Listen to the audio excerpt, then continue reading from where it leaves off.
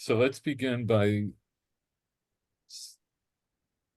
praying that the zchut of our learning should be for bringing home the hostages, for protecting the soldiers and Am Yisrael and all of the innocents, and to bring a speedy end to the war.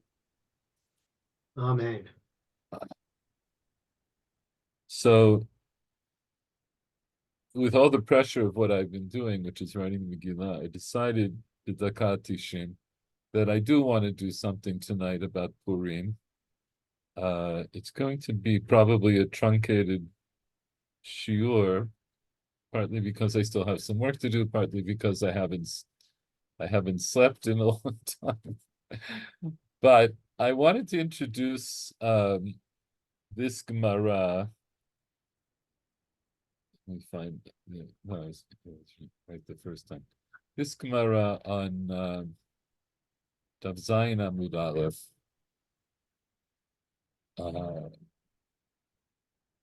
Very essential idea, certain basic ideas about Megillat Esther in particular that I thought that I've thought about a lot over the years, and I want to share some of my thoughts with you. So let's begin. Amarav Shmuel bar Yehuda. Shalcha lehem Esther lechachamim, k've'uni l'dorot. So this is a famous quote. There are actually two quotes. One is K've'uni l'dorot, and one is Kitvuni l'dorot. And both of them come from this sugya. So Esther sent to the Chachamim. She sent this message to the Chachamim. I want you to make me permanent for all generations. Shalchu la. So they sent to her, Kina'at ma'oreret aleinu levein ha'umot. You are stirring up jealousy or zealotry upon us from among the nations. Shalcha lahem, so she replied to them, Kvar ktuvani al direi hayamim l'malchei Madai uparas. I'm already written in the chronicles of the kings of Media and Persia.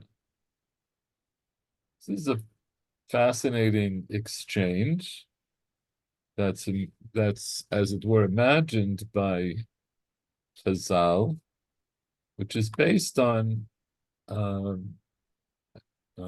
just started to pull this up right before we opened. Hold on a second.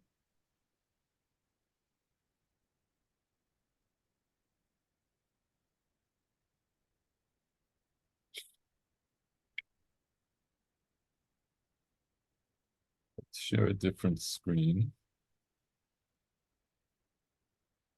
So first of all, where does this idea come from that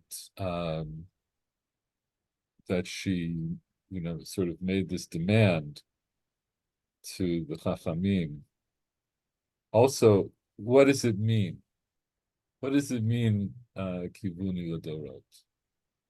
To establish me or make me permanent for all the generations. So let's remind ourselves of some of the things that are written in the Megillah.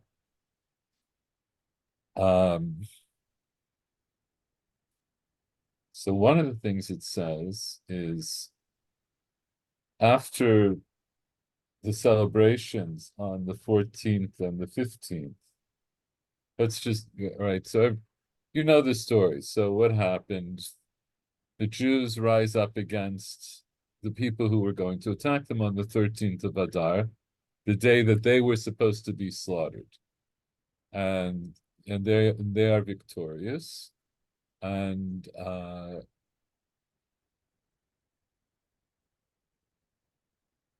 they kill a lot of people.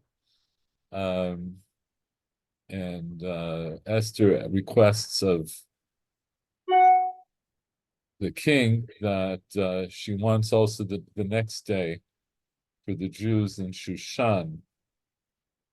She wants another day to do what they were doing and to hang the sons of Haman. And king says that's fine. And so now we have this description. So the Jews gathered together, the Jews that were in Shushan gathered together also on the 14th of the month of Adar, and they killed in Shushan 300 people. And they did not take any of the spoils, or take any spoils. So the other Jews that were in the other states or countries of the king, they gathered together and stood on, Amod al Nafshan, they stood on their souls. In other words, they defended themselves, and the Noach me'oivehem, and they had respite from their enemies. The Harog v'sanehem, and they killed those who hated them, 75,000, and they also didn't take any spoils. Yom Shosha Asar Chodesh Adar v'Noach ba'arba asar bo v'yasol oto Yom Yishta v'simcha. So they rose up and had the battle on the 13th.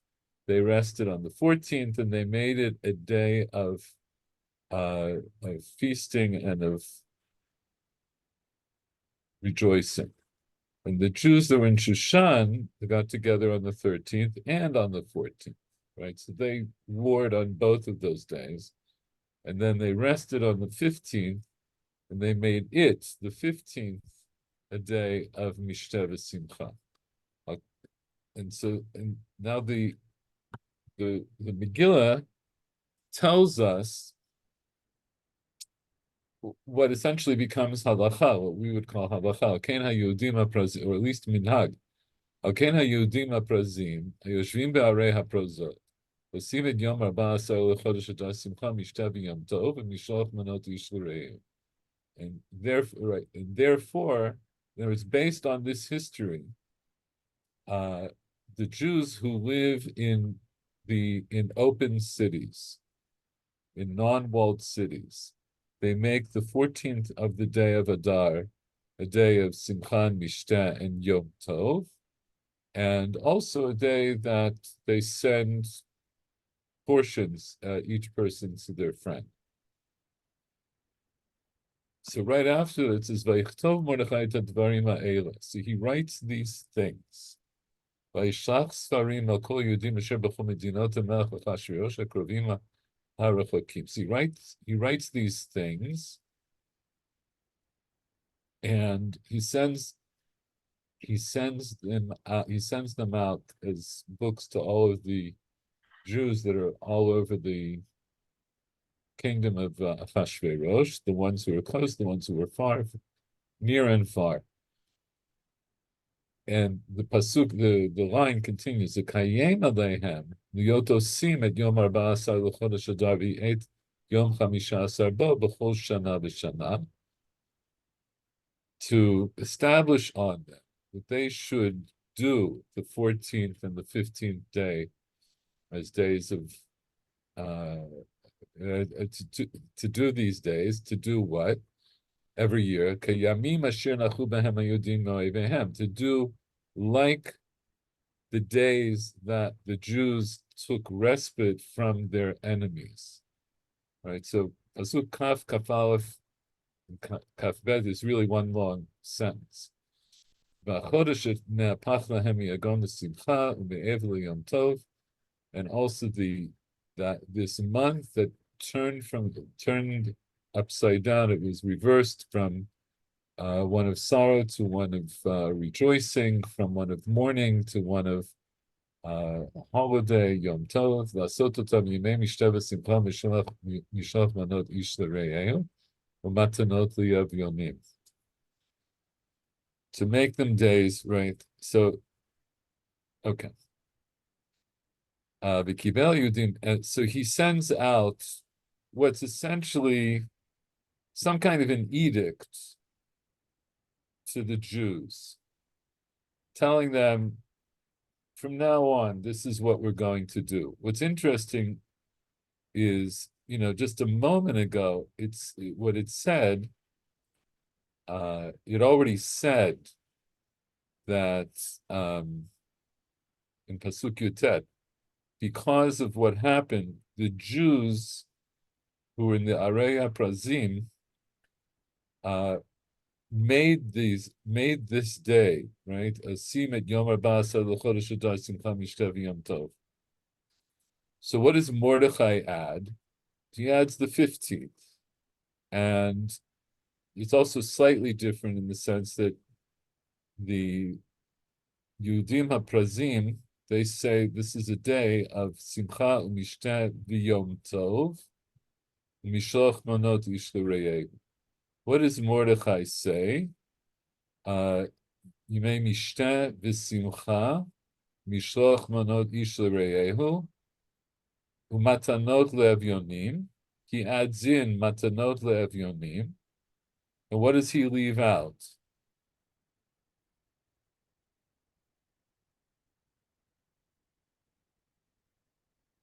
He leaves out Yom Tov. He doesn't say it's a Yom Tov. Chazal are medayek, the Gemara is medayek that what does Yom Tov mean? Yom Tov would imply a cessation of malacha, bitul malacha. So Mordechai takes that out. Like he doesn't completely oser malacha, but he establishes the other parts. This idea, which we're not going to get into tonight, how does it come about? This whole idea of mishloach manot and matanot le'avyonim is a separate shiur. We won't get into it. And then it says why. Okay, and then it says that the Yehudim, that they accept what Mordechai said. So then it has like a short counting here. Now we get to the Pasuk Kaftet. V'tichtov Esther hamalka bat Avichai u'Mordechai Yehudi et kol tokef v'kayem et hageret hapurim hazot hashenit. So what's this? In other words, Mordechai already sent out any svarim, right? He already sent out what's essentially some kind of a takana or gzeira that people should observe this. So now Esther is involved, right? Before it's just Mordechai. Now it's Esther and Mordechai. They write et kol tokef, the strength. Rashi says tokfos shel nes shel Achashverosh shel Haman shel Mordechai. Whereas they write like the whole strength of what's going on. The kayem atigeret hapurim azot shenit. So what's shenit? Rashi says Shana shniya chazru v'shalchu sfarim sheyasu purim. That they went ahead and sent the second year. In other words, the first year. This is already the second year. So why was that being done? So these Sfarim get sent out to all the Jews. The Kayem Yemei HaPurim Ha'ele Bizmanehem. So it sounds like this Igeret is sent out to reinforce the first. So we have already now essentially three things. We have that the Jews really took it upon themselves to establish the 14th. Mordechai says we're going to do the 14th and the 15th.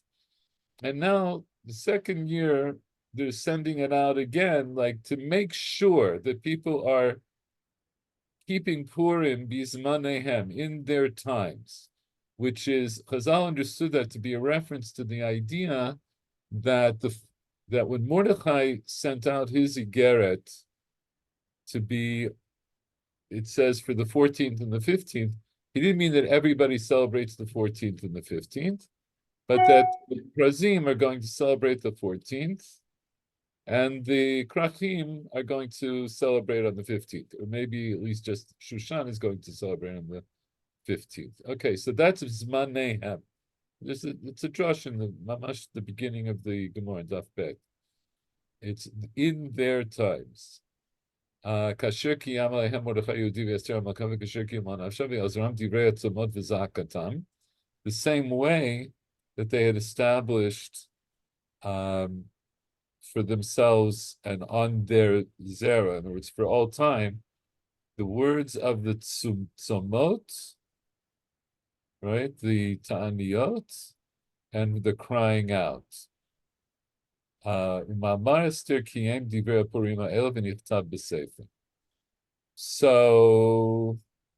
the truth is, it's all a little bit mysterious exactly what was here, but there are a couple of things that are just interesting. Is we see already in the Megillah itself that the Megillah talks about what's essentially the establishment of the holiday. It's in the Megillah. We see that maybe it started off just the Jews said that we're going to do it. Mordechai makes it official, and it's so important that they send it out again. Like they want to make sure that it's not going to fade out. So now we come in the Gemara. The Gemara says, Amar Rav Shmuel bar Yehuda, Shalcha lahem Esther lechachamin, kivuni ledorot. I want you to establish me for all the generations. So you could relate that to Vatichtov Esther at the beginning of Pasuk Kaftet. What she was really writing was not just a letter to the Jews writ large, but she was saying to the Chachamim, I want this to be established for all time. And that's, as we pointed out, just in the Pshat. The first letter, Mordechai sends out by himself, but the second one, it starts off, Vatichtov Esther and Mordechai. So Esther's now involved. So what does she want to be established for all time?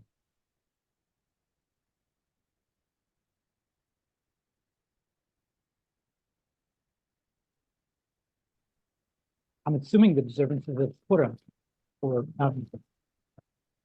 Yeah, so Pshuto Shel Mikra,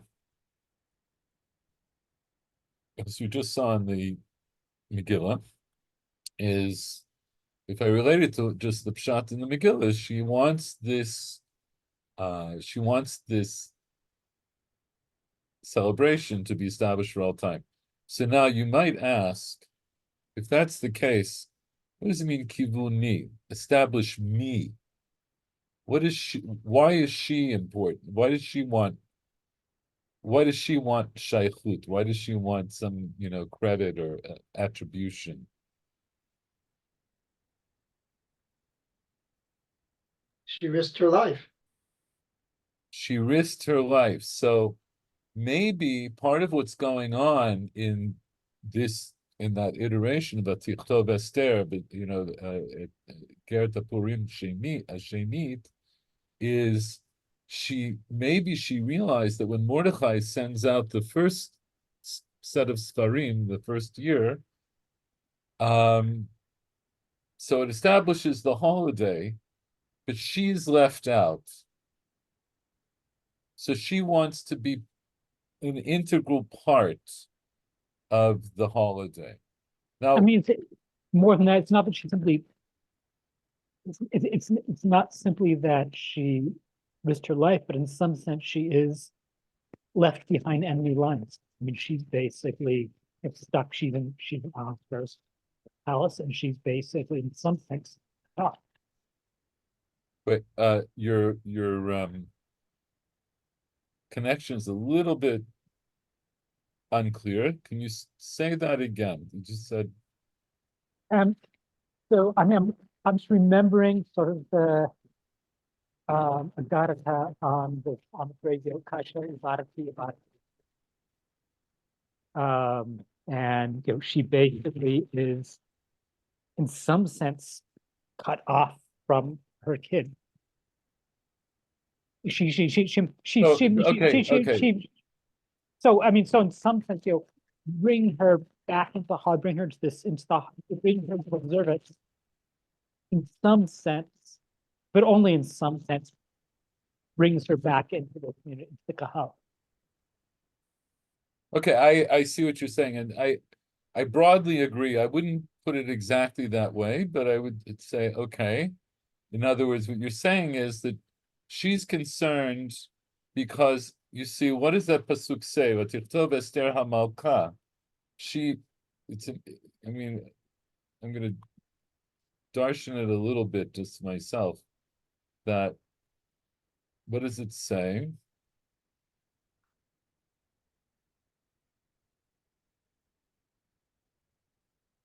It's interesting. We told Esther Hamalka bat Avichayil. So in the one, it says in the same pasuk, she's the queen, and she's still Achashverosh's queen, but she's also the daughter of Abichai. So she's both a Jew and she's the queen of Persia. So it has both of her identities listed here. Mordechai is Mordechai HaYehudi. He's identified by his tribe. So maybe to come back to the Gemara, maybe the point of Kivuni L'Dorot is maybe for the reasons that you're saying, maybe I'd say at least partly for those reasons, that she wants herself to be part of the story. And I would say not necessarily because she's vain in some way, but rather she's an integral part of the story because not only did she risk her life, but she brought together the Jewish people. She was the one who took the reins. Mordechai said, "You have to go to the king," and of course, she wants to put him off. But once she accepts this burden, then she takes control. She says, Lech kenoset kol hayudim. All the Jews in Shushan have to get together. You have to fast. And it's because of her initiative that all of this takes place. So we need Mordechai. Of course, we need Mordechai. But it's not just that she risked her life, but it's because it was through her that the story takes place. So she becomes integral to the story and integral as an example to us all for the story. Now, go ahead. Is this the only time in all the Ketuvim that a woman establishes a halacha? That she said that's an interesting question. Well, the precedent is the Benot Tzlofchad. Yes, but they didn't decide by themselves. No, Benot Tzlofchad, they asked Moshe, and Moshe established the halacha. Right, they asked Moshe, and Moshe asks Hashem, right? So okay. So you can say him kivnu, right? That the pshat there, the understanding there is that the halacha that they were proposing as a question was already it was already a halacha, but it had not yet been revealed. So it was revealed through them. Here, what you're saying is true. This is bolder in the sense that she wants to be I'm gonna tweak a little bit what you said, because the halacha of Purim is apparently already established, right? In the previous year, when Mordechai sends out the Sfarim to all the Yehudim, the whole Medinot HaMelech. So that establishes the holiday. But she wants to now be somehow more integrated into that holiday. So let's come back to the Gemara for a minute. Let's see how this works out. So Amar Shmuel bar Yehuda Shalchan lahem esir lechachamim kivuni ledorot. Establish me for the generations.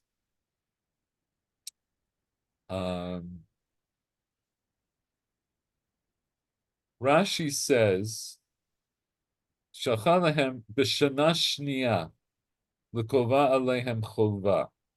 So Rashi here is going along with the way we just now read in the Megillah. But Tichtov Esther, that's the that and Rashi says, we saw Rashi in the Megillah says Gerta Parim Hashenit means the second year. So he's relating our Gemara to that part of the Megillah.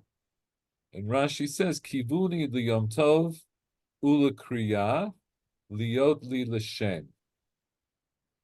So it should be a Yom Tov, it should be a holiday, and for reading. Now, the Kriya here is spelled with two Yuds, but it's like reading the Megillah. It's the same, it's just Aramaic. Liot li l'shem, so that it will be for me as a name, meaning it's for my remembrance, for my reputation. But it's So- not going to. It's not going to be Yom Tov. You said it already. So it's not, so yeah, it's interesting that Rashi here says Yom Tov, but let's just, I'm going to leave that prat aside. I'm not sure myself, but it's something that I was thinking about also. But let's say Yom Tov here in this context just means that it's a Yemei Mishteh B'Simcha. Some So- more celebration. Yeah. Some kind of a celebration. Mhm. So it should be a holiday, and for reading, the reading of, in other words, the reading would be the reading of the Megillah, the reading of the story, Mhm. in order that it should be for me, l'shem, as a memorial. So they answer, kinat morer talenu, you're stirring up zealotry among the nations. Rashi says, Shemru ha'omot, Shanu smechim haskir mapalatan, because the nations are going to be upset, right? They'll say, look, they're just happy that to see the downfall of us other nations. So she answered, Kvarni ktuva, I'm already written on Sefer Divrei Yamim L'Malchei Madai Uparas. So it's my story has already been written for for the nations. The nations know my story. So we're not going to make things worse by establishing this holiday. They're going to see anyway in their own chronicles what happened. So back to the Gemara. So that's the end of this first statement, Rav Shmuel bar Yehuda. Kivuni l'dorot. So let's just read a little bit further. Rav Chanina v'Rabbi Yochanan v'Rav Chaviva matnu. So these four Rabbanim learned. They learned. So who were they? Rav Chanina, Rabbi Yochanan, and Rav Chaviva. And then the next line says, Bekulei Seder Moed, Kol Ki Ha'ezuga, Kelufe, Rabbi Yochanan, Ma'ayal, Rabbi Yonatan. This is like a parenthetical remark that was probably put in by a later editor that says, in all of Seder Moed, whenever you see like these sets of Rabbanim, there's basically these four Rabbanim, it says Zuga, like these pairs of Rabbanim, when they're all listed together, take out Rabbi Yochanan and put in Rabbi Yonatan. Right, so the Gemara is making a Haggadah on its own girsa. Okay, that's not central to the content. So this is what they learned. Shalcha lahem la Esther l'chachamim kitvuni l'dorot. Write me for all generations. So now what is she asking for?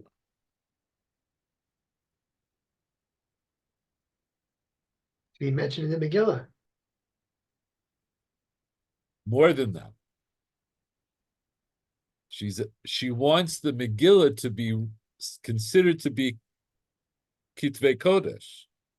She wants the Megillah to be written. See, what did Rashi explain when he said Kivuni L'Dorot?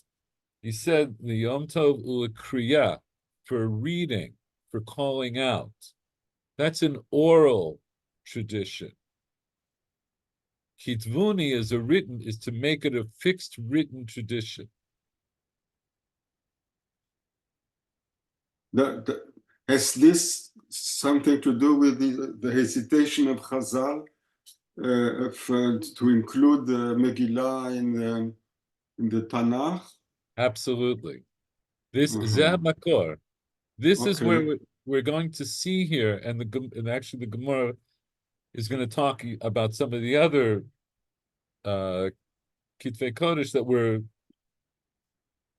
Natun b'machloket, that not everybody agreed should be canonized. Mhm. Now, remember, bear in mind, when we think about Tanakh as we have it, Esther is very late. Yes, very late. Very late. Mhm. In other words, without getting into Bikarat Mikra or anything like that, just in terms of you read Tanakh, the story is very late. Exactly when it happened, it could be that it already happened at a time after the beginning of Shivat Zion. It's not clear exactly, but it's definitely very late. It's either right before or right after Shivat Zion.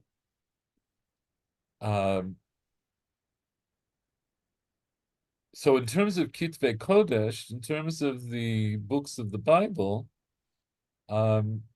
it's not going, when at some point when there's a decision that's made to fix what books are considered to be Kitvei Kodesh, this is not going to be obvious. And we know, of course, there are other books that didn't make it into the Bible. Chanukah, yes. We have Maccabim, we have Maccabim, כן. you have Yehudit, you have Sefer Chan. There are Sfarim, Hanoch, כן. Chanoch, and so forth. That didn't make it into the Bible. Also, Chachmat Shlomo. There's a Sefer Chachmat Shlomo that Chazal also thought was a tribute. Well, at least even Rishonim thought really was written by Shlomo HaMelech, but it wasn't. It wasn't put into Tanakh. So here she's asking for something very particular. She wants to be written down. So the first demand was kivuni. I want to be fixed in terms of the holiday and in terms of the story being told. But now it's more than that. I want the story to be written down, to be permanently written down. So Shalhula, so they quote this pasuk from Mishlei. Halo katavti lach shilei shin. Shilei shin v'lo ribeim. This pasuk, Shalishin. Didn't I write for you three or threes, b'moetzot v'dat, with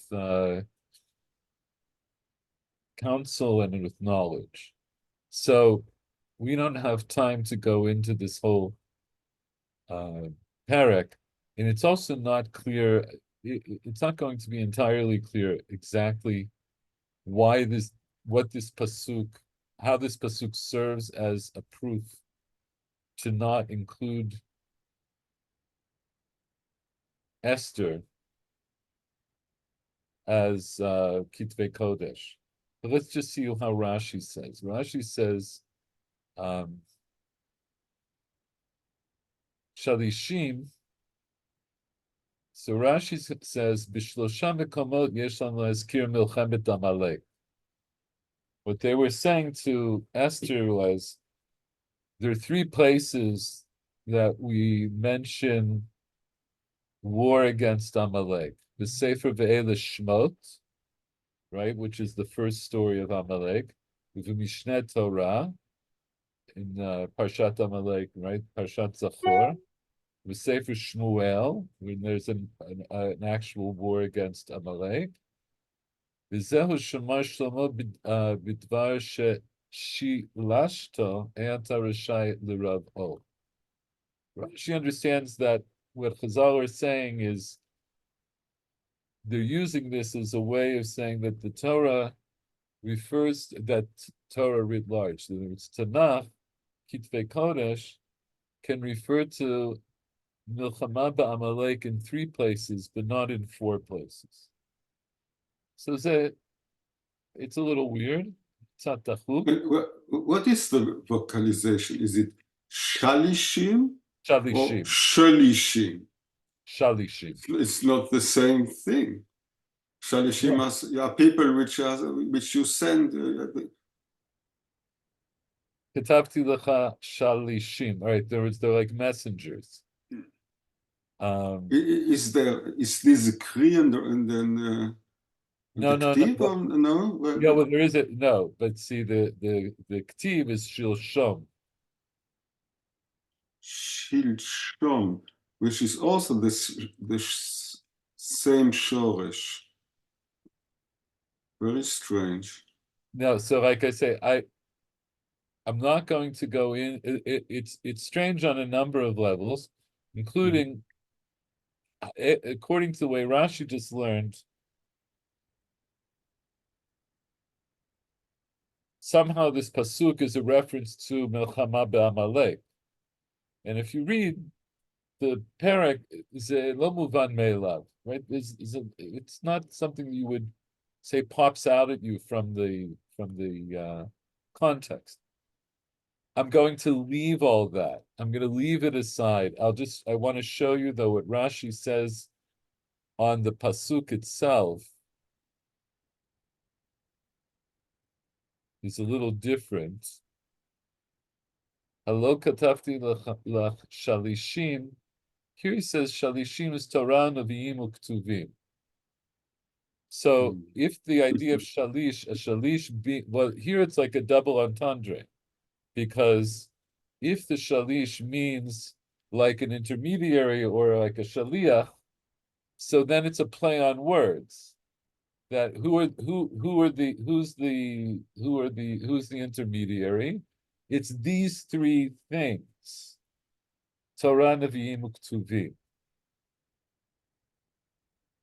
It works out a little bit better there, because then I could say, okay, I mean, it's also a drasha, but you can understand it better in terms of the meaning of shalish. So let's go back though to the Gemara. Just a second.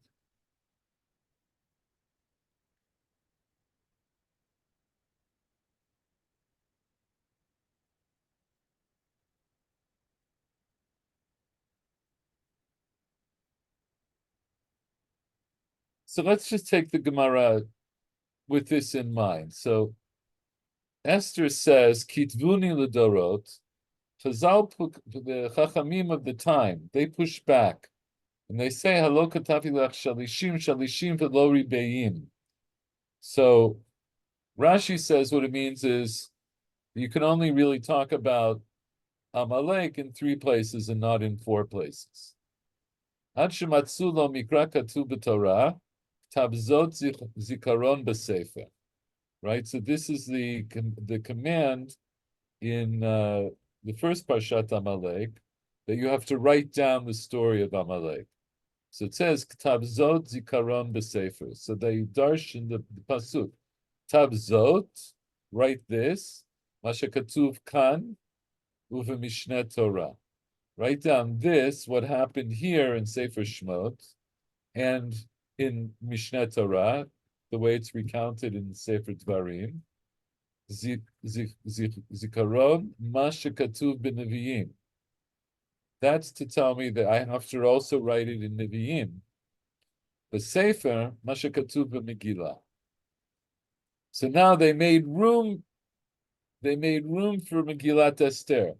Originally, they would have, and we'll see in a second. It's a Ketanai. There's a Machloket Tanaim about how to darshan that pasuk. Tab Zod, Masha Ketuv Kan, that which is written here in Parshat B'Shalach, Zikaron, Masha Ketuv b'Mishnah Torah, that which is written in Dvarim, the Sefer Masha Ketuv b'Nevi'im, Divrei Rabbi Yoshua. So Rabbi Yeshua says there are three places where you have to write about Amalek, and two of them are in the Torah. One is in Shmot, one is in Dvarim, and one is going to be in Nevi'im, in Sefer Shmuel. Rabbi Elazar HaModai Omer, Ktav Zot, Masha Ketuv Kan Uve Mishneh Torah. Zikaron, Masha Ketuv b'Nevi'im. The Sefer Masha Ketuv b'Megillah. So Rabbi Elazar HaModai goes like the way the story is recounted by these Chachamim, of how the Chachamim of Esther found an opening for her. They found a way of putting Megillat Esther into Tanakh. So the idea would be that until that happened, they would not have done it. So what I want to point out is we have this idea from the first part of the sugya of Kivuni L'Dorot, that one of the elements of Kivuni L'Dorot is that her story should be told.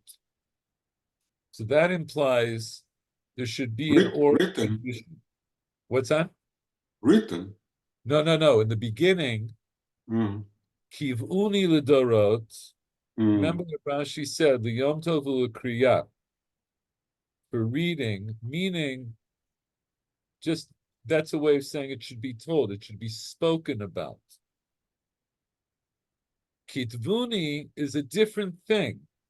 So the first drisha of Esther is to make a holiday where she will be remembered through the Yom Tov and through the telling of her story. Kitvuni means I want to be part of Kitvei Kodesh. That's not just once a year. I want that to be completely permanent as something written. By the way, the word lichtov, the first time it appears in the Torah, it's here. It's when they talk about Amalek. Ktav Zot it doesn't appear before. Oh, thank you. Wow. No, it's not my. I heard it in a drasha. It doesn't come from me. It's okay. It's okay. No. Whatever, however you get that. I mean, we are no, very good. So, but it's an important point, right? We view, I mean, I'm partial to this because I'm a sofer stam, but writing has a very specific place in tradition, that we make this distinction between Torah Shebiktav and Torah Sheba'al Peh, but they're both completely necessary, but they're distinct. They're not the same. So what's the difference? What's the nature of something that's of, let's say, Torah Shebichtav as opposed to the nature of Torah Sheba'al Peh? What would you say? What's the difference between oral Torah and written Torah?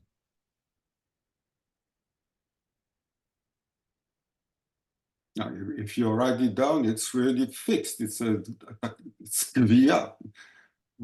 It's and our tradition can change from generation to generation. Okay, so one of them, one point is that writing something down fixes it in time. It's like putting it in amber. It can't, the ktiva presumably doesn't change. Oral tradition, by its nature, changes, even if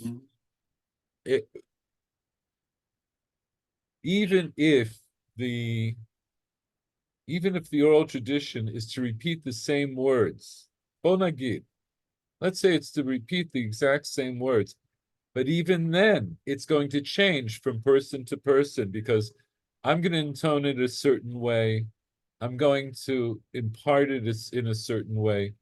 Shalol daber, right? That I might then interpret it in a certain way. But I'm saying even before I get to saying, changing words or adding words or interpretation, the mere way that I'm going to impart it is by its nature different. Written words don't speak. We only relate to written words because we know how to read, and the way we know how to read is through oral tradition. Michael Werner, did you want to say something? I saw you leaning forward before, so okay. One of the things I'm going to try to point out, or I'm pointing out, I'm trying to point out now, is Megillat Esther is going to embody aspects of Torah shebichtav and Torah sheba'al peh. It's a unique work. It's a unique part of Tanakh, and it's reflected partly in these stories, and also to some degree in halacha. We write down Megillat Esther, but the mitzvah, of course, is to read it. You have to read it. Kriyat Megillah is the mitzvah. Shmiyat Megillah is the mitzvah. But you have midrashim for the whole Torah, at least. I think no, the whole Tanakh. You have midrashim. We have midrash. No. But wait, no. זה לא מה שאני אומר. זה לא מה שאני אומר. Which probably have also which write down all traditions. I assume. I don't know. No. All kinds of legends, which yes. No, first, okay. Hold on to that idea, because what I'm saying here is something different. Okay. I'll tell you, and I want to show you a little bit more in the sugya. But for example, there's a machloket later on in the Mishnah about hang on.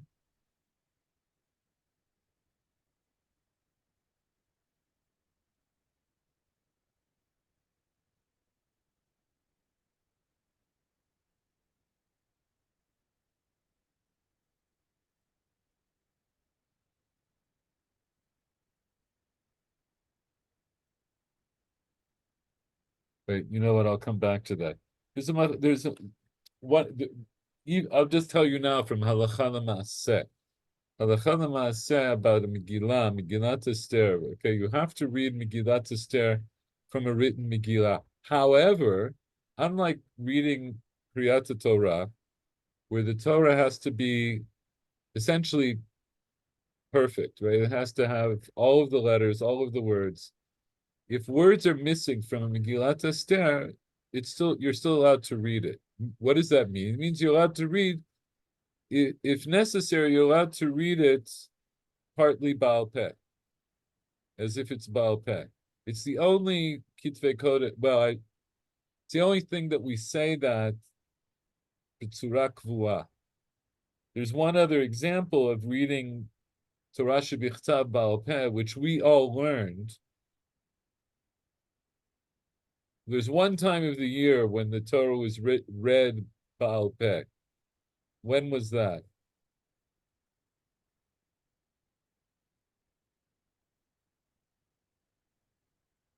I'm sorry, could you repeat the question? There was one time of the year when the Torah Shebichtav was read Baal Peh, was read without a Sefer Torah. We learned this with on Yom Kippur. Yom Kippur, who read the Torah without the Torah? The Kohen Gadol. The Kohen Gadol. So he reads right, because what he does, he reads the first parsha from the Torah. But then he says more than what is written here, more than what I am, more than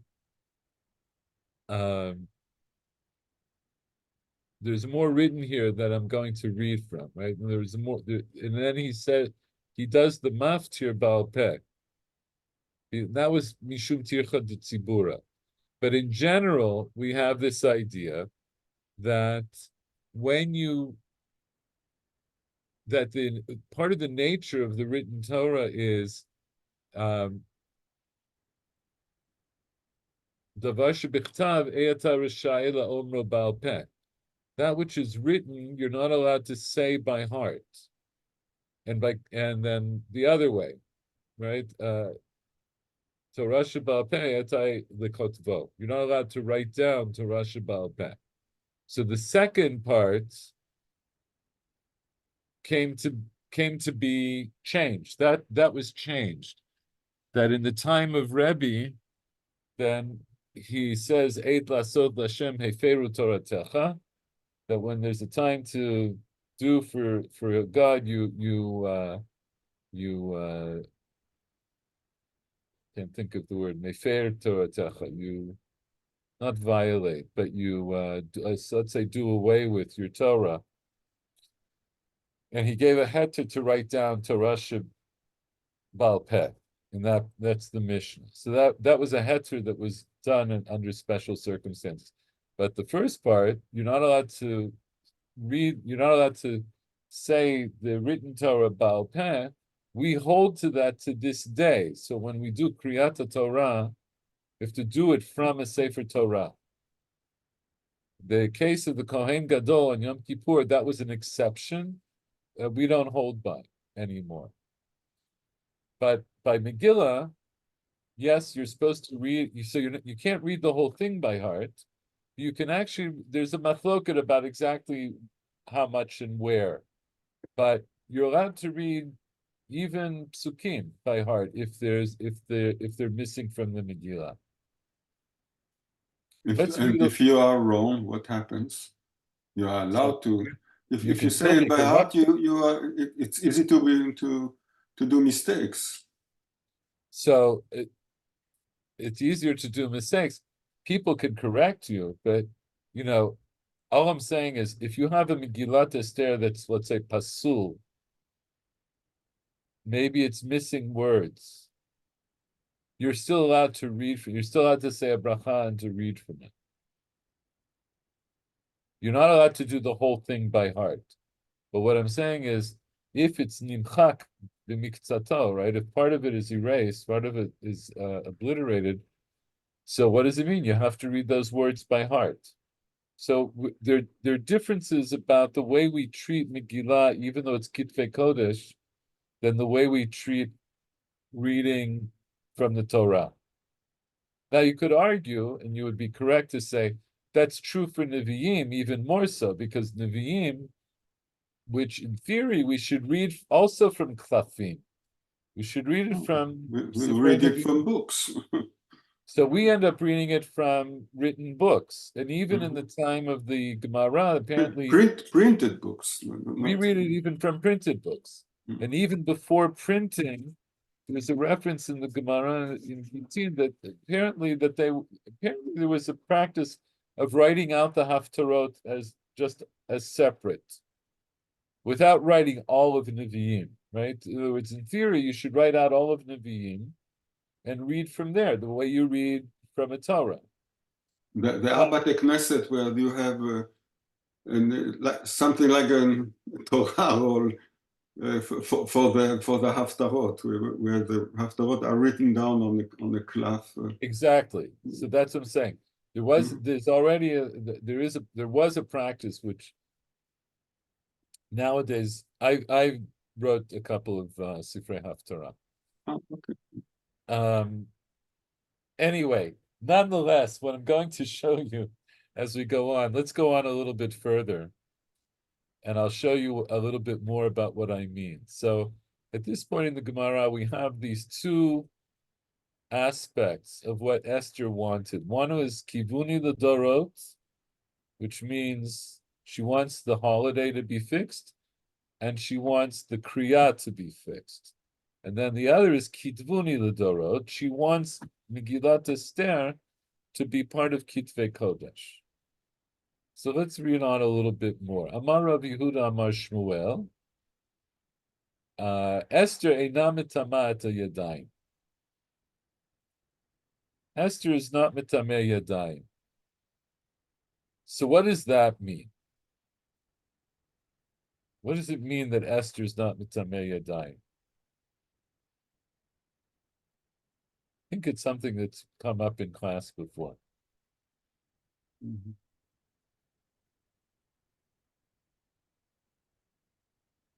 Nobody? Okay. I can take a guess, but I think you probably don't want me to take a guess. If you go for it. I'm hoping that in the recesses of your mind, you're going to say the right, bring up the right answer. Go ahead. Well, if it's something that we've actually heard before, referred to from before, then I definitely don't have an answer. What do you think Yeah, it means? We talked about that a long We time did, ago. we did talk about it at some point. I don't recall what it meant. Mhm. Okay. I mean, the context of the story, I would say she doesn't get her hands dirty. She's Oh, actually not involved in okay. the, yeah, that's. No, okay, all right. Okay, interesting, but I way should, off. I should stop while I'm still yes. No, that's okay. I appreciate your courage. No, so what it means is Schools go where, yes. Kitvei Kodesh are mitamei yadayim. So Sefer Torah, Sifrei Torah, Nevi'im, Ktuvim that are written on Chaf, Gilchatam. If you touch them, your hands become tameh. So this was a gzeira of this. This is one of the Shmona Esrei Davar. This is one of the 18 things that Beit Shammai, when Beit Shammai had a majority over Beit Hillel, that they legislated, and they said that there's tumat yadayim for if you touch Kitvei Kodesh. Now that I've jogged your memory, does anybody remember why they decided to make Kitvei Kodesh mitamei yadayim? No. Because it used to be that the Kohanim used to store their truma in the Aron Kodesh, with the understanding they said Zeh Kodesh v'Zeh Kodesh. Like the truma is Kodesh, so I can store it in the Aron Kodesh with the Sifrei Torah. What would happen? Mice would come, and they would start to eat the truma, and then also they would nibble at the Sifrei Torah. So Chazal made a zera. They said, the moment you touch Kitvei Kodesh, you're mitamei yadayim. So any Kohen would not want his truma anywhere near something that would be mitamei yadayim, because if he's mitamei yadayim and then he touches the truma, then he can't eat the truma. He has to burn it. So now, this idea of tumat yadayim, when we're talking about Kitvei Kodesh, is another way of saying that Chazal understood this sefer to be a sefer Kodesh. If it was a sefer Kodesh, it was mitamei yadayim. If it was stam a sefer, let's say it was a Gemara. Gemara is not mitamei yadayim. What's mitamei yadayim? Sifrei Tanakh. That's what's mitamei yadayim. So now, with that in mind, Amar Rav Yehuda Amar Shmuel, Esther eina mitamah et yadayim. See, he's saying Megillat Esther is not mitamei yadayim. What does that mean? That it's not part of Kitvei Kodesh. So we just learned in the previous sugya that Esther wanted her book to be Kitvuni L'Dorot, that it should be part of Kitvei Kodesh. And we even saw that Chachamim found this way of incorporating into Kitvei Kodesh. But now we have Amar Rav Yehuda Amar Shmuel, who's also was the beginning of the Mamar, who was also the Mamar of Kivunim Adora, he said Esther is not Mitamah Yadayim. It's not Kitvei Kodesh, which sounds like it's not Kitvei Kodesh. It has a lower status. Maybe it could be Kitvei Kodesh with some lower status than so the other text. let's see what the Gemara says. L'meima desava Shmuel Esther la beruach hakodesh nemra.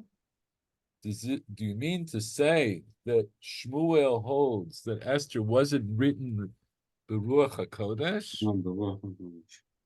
V'ha'amar Shmuel. Shmuel himself said, Esther beruach hakodesh nemra. Esther, in other words, Megillat Esther was said beruach hakodesh. So the Gemara answers nemra likrot v'lo nemra liktov. It was said beruach hakodesh. So it was said to be read, in other words, to be transmitted orally. But it wasn't said to be written down. It wasn't said beruach hakodesh to the extent that it should be written down. Meisive. So Gemara challenges this. Rabbi Meir Omer, and this is where we see some of the other books at stake. Kohelet eino mitameh yadayim, machloket b'shir shirim. Rabbi Yossi Omer, shir shirim mitameh yadayim, machloket b'kohelet. So we see there's a machloket about whether is Kohelet Kitvei Kodesh. Rabbi Meir says no, and Rabbi Meir says, but there was a machloket regarding Shir Shirim, whether it is or it isn't. Rabbi Yossi says the opposite. Shir Shirim is definitely Mitameh Yadayim, meaning it's definitely Kitvei Kodesh, but there's a machloket about Kohelet. Rabbi Shimon Omer, Kohelet Mikulei Beit Shammai Umechumrei Beit Hillel. Kohelet is from the kulas of Beit Shammai and from the chumras of Beit Hillel. So now we know what that means, right? We know that sometimes Beit Shammai is Mekil, sometimes Beit Hillel is Machmir. We just learned that in the Gemara in Yoma. So in this context, if we say Kohelet is among the kulas of Beit Shammai, what would that mean? What is he being Mekil on, and how is that relevant to this discussion about Kitvei Kodesh?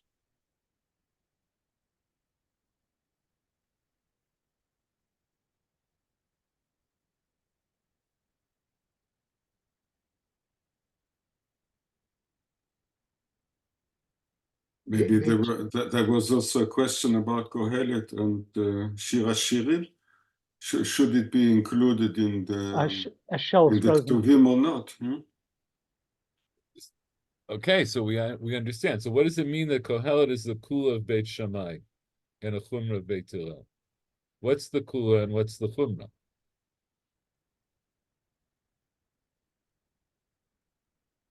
What's the halacha of Kitvei Kodesh that we just learned? Mitameh Yadayim. It's Mitameh Yadayim. So if you're machmir about a particular book to make it Kitvei Kodesh, what does that mean? It means that you're saying about such, let's say here, you're saying either it's Mitameh Yadayim or it's not Mitameh Yadayim. If it's not Mitameh Yadayim, is that a kula or a chumrah? It is, in this narrow context. No. If it's not Mitameh Yadayim, it's a kula. It's a kula. That's a kula. If it's Mitameh Yadayim, it's a chumrah. Chumrah. So if I say Kohelet is Mikulei Beit Shammai, what does that mean? What did Beit Shammai think Kohelet was Kitvei Kodesh? It shouldn't be included in the. Should not be. He didn't include it as Kitvei Kodesh. It's a kula, meaning if you touch Sefer Kohelet, it's not Mitameh Yadayim.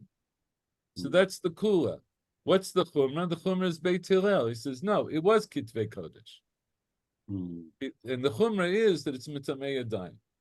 Of Arut v'Shir Shirim ve'Esther Mitaminat Yadayim. So that's the sheet of Rabbi Shimon. So here he says explicitly, Rabbi Shimon says explicitly that Esther is Mitameh Yadayim. So how could it be that Shmuel all of a sudden holds that Esther's not mitamei yadayim? In other words, the only in this machloket Tanaim between Rabbi Meir, Rabbi Yossi, and Rabbi Shimon, only one of them talks about Esther, and that's Rabbi Shimon, and he says it's mitamei yadayim, and nobody disagrees with him. So I have to understand. I would have to understand that Esther's mitamei yadayim, and Shmuel, who's only an Amora, he can't come and argue with this Breita. Let Manda Amar. There is no person who holds like Shmuel, who says that Esther is not mitamei yadayim. So that's the kasha on Shmuel. So the Gemara answers for him. Huda Amar Rabbi Yoshua. He holds like Rabbi Yoshua. So we quoted Rabbi Yoshua earlier. Rabbi Yoshua was in the earlier discussion about Shalishim, right? Shalishim v'lo ribeim. And we said that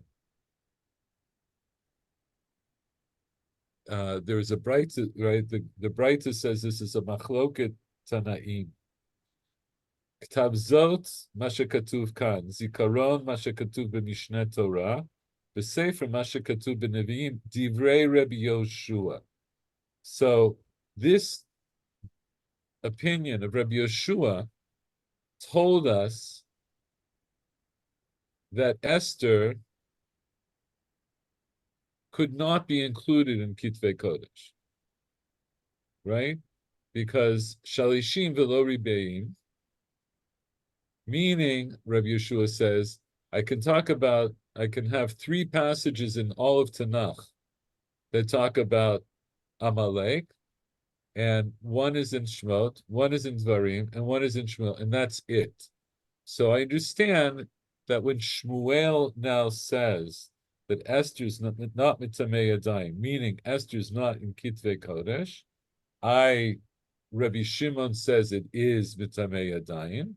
So the Gemara answers, he holds like Rabbi Yoshua, meaning that according to Rabbi Yoshua, it's not Kitvei Kodesh, that there wasn't a place for Chazal to add Esther to be part of Tanakh. Let's read a little bit further. Second. Actually, I have to stop. I want to do a little bit more, but maybe I'll just say it out quickly because I have to stop. But what I'm trying to point out here is we see that even as late as Shmuel, the first generation Amora, it's not universally accepted that Esther is Kitvei Kodesh. Now, ultimately, the canon was not yet fixed. the canon was not, but what we hear, the thing is, the canon, based on sources that we have from the Gemara, is mostly fixed within 1 or 2 generations after Churban Abayit. Right? This machloket about Kohelet and Shir Shirim, this is already discussed in the Mishnah, right? The Breita that we brought as a kasha on Shmuel, it's a Breita, and there's a Mishnah that talks about this at the end of Masechet Yadayim.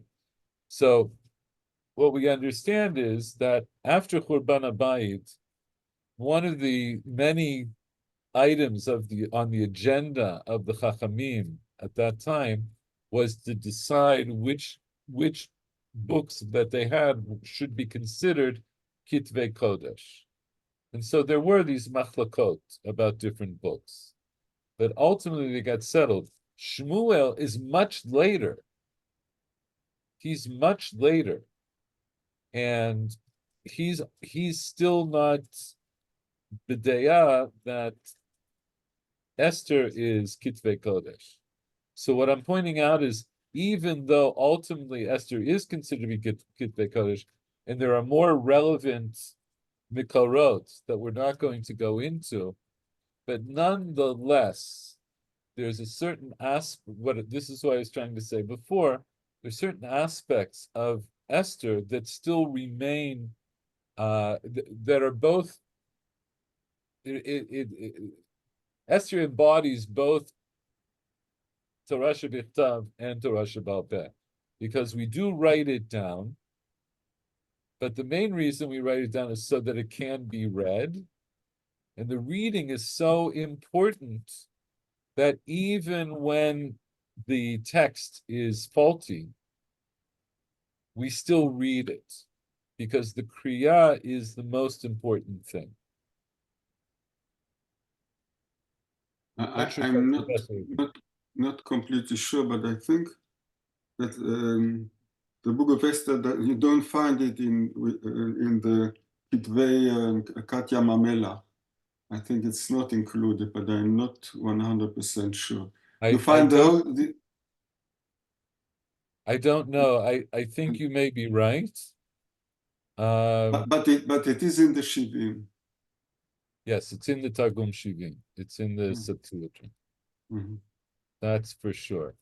But yeah, and I'm not sure how significant it is that it wasn't found in the Hammamet. So it's always hard to say. If it's not there, that doesn't mean it. You can't be sure. They say right. Evidence of absence is absence of evidence is not not evidence of absence. Absence, yeah. Right? If you don't have evidence, if you don't find anything, it doesn't mean that it's not there or it was never there. They haven't found the right cave yet. They haven't found the right. They haven't found the cave yet. Oh, they haven't found the cave yet. Anyway, I'm gonna leave it at that. Wait, maybe there's just one more thing I can say.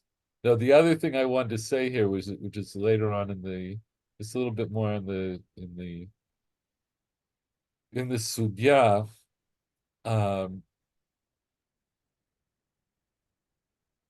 It's the Gemara here goes on, because one of the other things that comes out is from this Ma'amar of Shmuel. So Esther's not Metamei Yadayim. The Gemara says, you mean to say that Shmuel holds that Esther wasn't said Beruach HaKodesh? And Shmuel himself said Esther was said Beruach HaKodesh. And the Gemara answers, yes, it was said Beruach HaKodesh, but it was said to be read. In other words, to be transmitted orally, but it wasn't said to be written. So there's a discussion right after the last thing we saw. This is the next part. Tanya Rabbi Shimon ben Menashe Mer Kohel Dina Matamei Examination. Wait, that's not here. Tanya Rabbi, I'm going to skip a part. Tanya Rabbi Yezer Mer Esther Beruach HaKodesh Ne'emra. Rabbi Yezer says, so this is a Braita, right? This precedes Shmuel. Rabbi Yezer says Esther was said Beruach HaKodesh. How do I know? Shnamar Vayomer Haman belibo. Haman said in his heart. So how does the Baal Megillat Esther know what Haman was thinking in his heart? It must have been written Beruach HaKodesh. Maybe Kiva Omer Esther Beruach HaKodesh Shnamar. He brings a different proof. Shnamar Vati Esther Naseit Chaim Beinei Kol Ro'eh. Esther found favor in everybody's eyes. How would they know that they found favor in everybody's eyes? Must be that it was written Beruach HaKodesh. Rabbi Meir Omer Esther Beruach HaKodesh Nemra Shnemar Vayivadah Hadavar Mordechai. The thing was made known, right? About Bigtan V'Teresh, that was made known to Mordechai. I'm sorry, Vayivadah Hadavar Mordechai. Yeah, that about Bigtan V'Teresh. How would he have known? How could he? How would the Baal Megillah know that this thing was made known to Mordechai? Rabbi Yossi ben Dur Maskit Omer Esther Beruach HaKodesh Nemra Shnemar V'Abizah Lo Shalchu Et Yadam. He says, no, I learned it from here because it says the Jews who were all over all the other Medinot HaMelech outside of Shushan didn't take from the spoils. How would the Baal HaMegillah have known that nobody took spoils in all of the whole empire? Must have been written Baruch HaKodesh.